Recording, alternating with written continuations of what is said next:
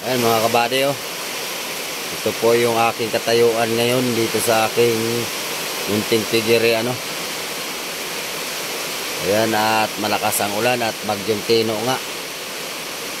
Ulan ang dala dito sa amin sa Quezon Province.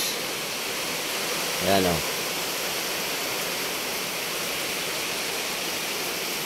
Ito yung ating munting pigiri. Yan.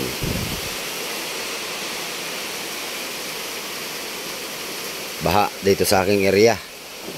Ayan po ang flooring ng ano. Hindi po napatasan ang flooring dito sa. Ayan o. Baha na naman. Mahirap ang areang mababa mga kabady.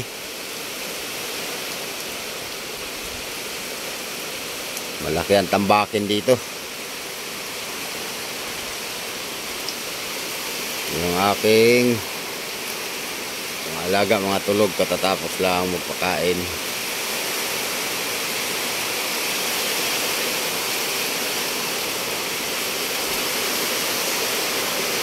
At ang ating balon ay abot na ng tubig. Panghugas na lang yan. Nakapagpundo na tayo ng tubig na pangpainom sa baboy. Pang sabaw sa kanilang pagkain. Libot ng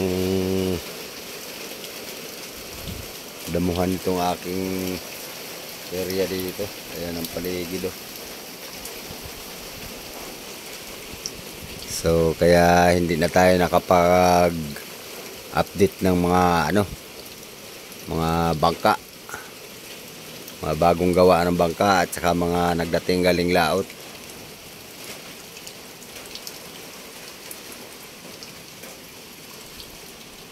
Ayan.